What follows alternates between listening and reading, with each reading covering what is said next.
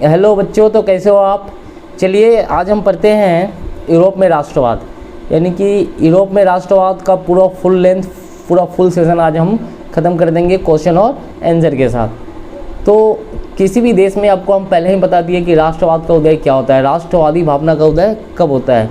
जब उस देश के लोगों को परेशानी होती है, जब किसी भी देश के लोगों को जब परेशान किया जाता है तो वहाँ पे राष्ट्रवाद का उदय होता है। तो सबसे पहले क्रांति की शुरुआत फ्रांस में हुई थी ना, 1789 में वहाँ पे क्रांति हुई और धीरे धीरे ये पूरे यूरोप में फैल गया था।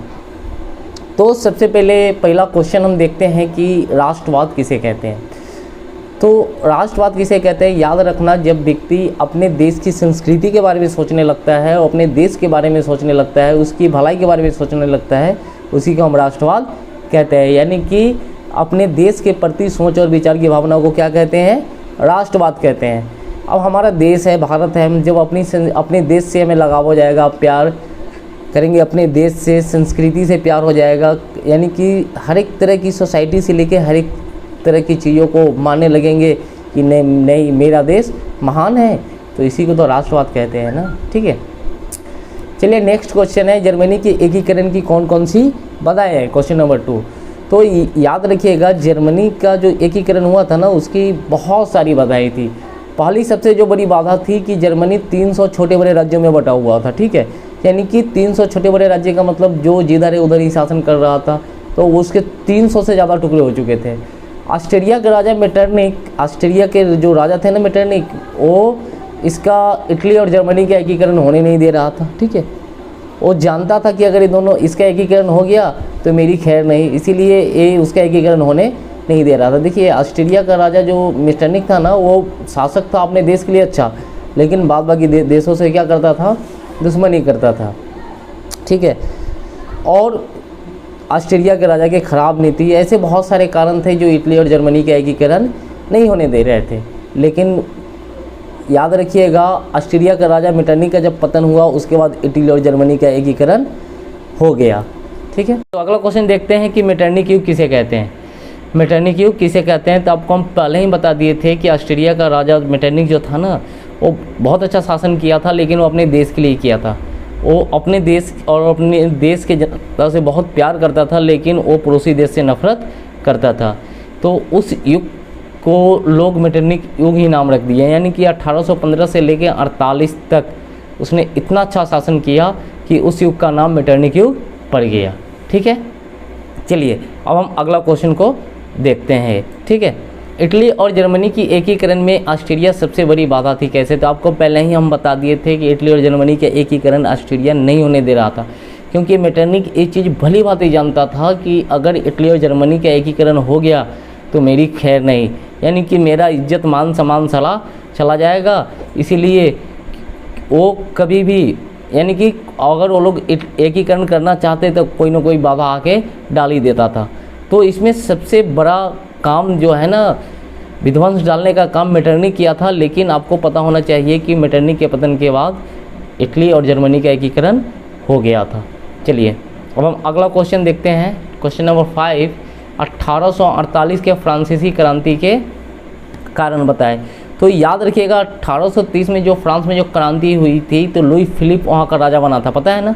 1830 में जो क्रांति हुई थी, तो लुई फिलिप जब राजा बना तो उसने अपने दुश्मनों को खुश करने के लिए, विरोधियों को खुश करने के लिए बहुत सारे काम किए, है ना। उसने 1840 में गिजो को प्रधानमंत्री बना दिया, और वो प्रधानमंत्री बनते ही उसने क्या काम कर दिया ना, वो गलत सलत काम करना शुरू कर दिया है। वो लोगों से नफरत, यानी कि विरोध भाषण, बहुत ऐसा काम करना शुरू कर दिया, जिसके कारण वहाँ के लोग उसे पसंद करना छोड़ दिए, और इसका दिन हुआ कि 1848 में फ्रांस की क्रांति हो गई।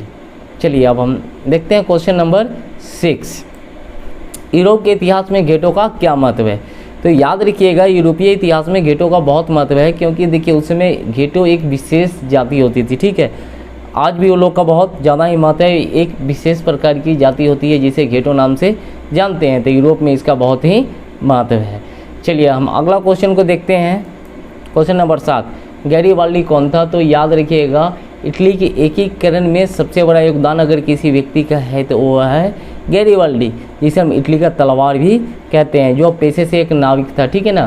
पहले तो वह मेजनी का समर्थक था, लेकिन वह काबुल के विचारों से प्रभावित हुआ और वो फिर क्या किया, इटली के एकीकरण में लग गया। उसने सिसिली और नेपल्स पे आक्रमण कर वहाँ पे उसने जीत लिया था और विक्टोरिया एमनुएल के साथ मिलके उसने क्या किया ना, वो जितने जो राज्य जीते थे वो गरीबों में बांट दिया।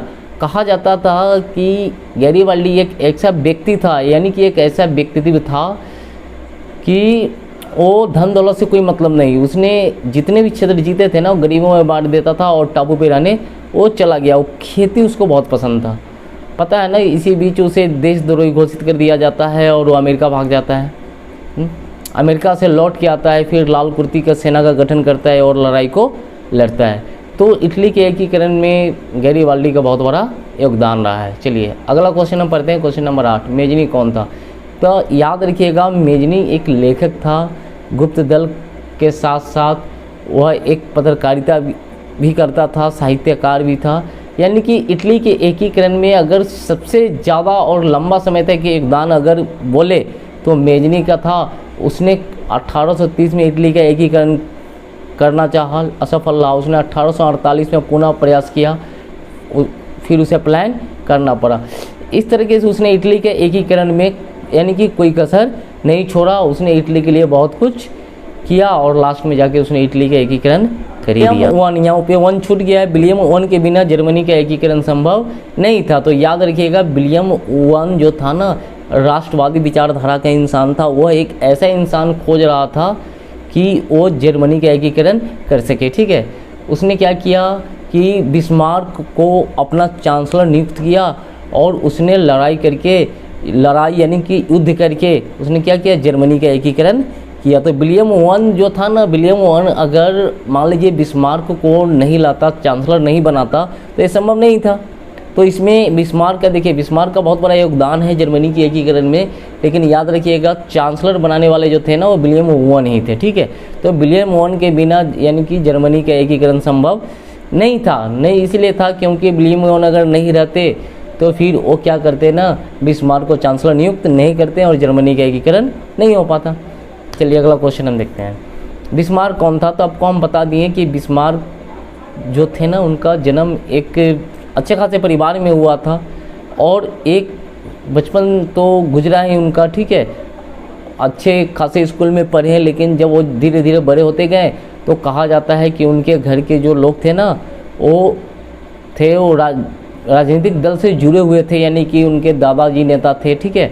और उनके और घर वाले जो थे ना वो मेंबर थे, यानी कि राजनीति के सदस्य थे। इसी बीच एक सांसद का तबीयत खराब होने की जगह पे, ठीक है, उनको सांसद का पद नियुक्त किया जाता है। तब वो उनसे पहले उन्हें ये सब चीज़ की जानकारी होती नहीं, उनको तो लगता था कि देश ऐसे ही चल रहा है। जब वो राजनीतिक में आते हैं तब उनको पता चलता है कि देश की समस्या बहुत ख़राब हो चुकी है, यानी कि जर्मनी की समस्या बहुत जर्जर हो चुकी है। और उन्होंने विलियम वन के साथ मिल के और जर्मनी का एकीकरण करते हैं। धीरे धीरे उनका पोजीशन बढ़ता जाता है और बहुत सारी लड़ाइयाँ करते हैं। बोले थे ना कि 300 छोटे बड़े राज्य होते हैं, वो सबको एक करता है और एक करने के बाद वो क्या करता है, वो धीरे धीरे जर्मनी को एक धागा में पिरो देता है, ठीक है। लेकिन एक चीज़ और याद रखिएगा, 1888 में एक टर्निंग पॉइंट आता है, ठीक है ना। विलियम वन की जब मौत होती है, ठीक है, तो उसका जो बेटा होता है ना विलियम टू, वो क्या करता है, उसकी और बिस्मार्क की जमती नहीं, कभी जमी ही नहीं थी, ठीक है। तो विलियम वन के मौत के बाद, ठीक है, वो बिस्मार्क से इस्तीफा दिवा देता है, ठीक है, उसके पद से। कौन थे? विलियम वन का जो बेटा होता है ना, वो बिस्मार्क को इस्तीफा दिवा देता है। और बिस्मार्क इस्तीफा देने के बाद, ठीक है, वो क्या करते हैं ना, विलियम वन के कब्र पड़ जाते हैं और बहुत रोते हैं। पूरे जर्मनी की जनता रोती है कि वो बिस्मार्क जैसा व्यक्ति नहीं मिलेगा, क्योंकि देखिए जो इज्जत विलियम वन दिया था उसका बेटा बिस्मार्क को वो इज्जत नहीं दे पाए। लेकिन आज भी जर्मनी के लोग बिस्मार्क को नहीं बोलते हैं, क्योंकि देखिए बिस्मार्क ने काम ही ऐसा किया था, ठीक है। चलिए हम अगला क्वेश्चन हम देखते हैं। नेपोलियन बोनापार्ट कौन था? तो याद रखिएगा, यूरोप में राष्ट्रवाद फैलाने में अगर सबसे बड़ा योगदान है तो नेपोलियन बोनापार्ट को कौन भूल सकता है। जिसने वहाँ पे सिविल कोड लागू किया था कि राजा का बेटा राजा नहीं बनेगा, राजा वही बनेगा जिसके अंदर राजा बनने की क्वालिटी होगी। पता है ना कि वो फ्रांस के साथ साथ उसने लगभग पूरे यूरोप में अपना, है ना, वो एक ऐसा इंसानियत कायम किया था कि लोग अच्छी छवि के नाम से उसे जानते हैं। नेपोलियन बोनापार्ट एक राजा नहीं, एक बहुत बड़ा योद्धा था, है ना। कहा जाता है कि उसके जैसा योद्धा आज तक जन्म नहीं लिया। आज भी यूरोप के, फ्रांस के लोग उसकी पूजा करते हैं। बताइए कि वैसा राजा बना जिसने सिविल कोड लागू किया था, बोला था कि राजा का बेटा राजा नहीं बनेगा, राजा वह बनेगा जो उसका हकदार होगा। ठीक है।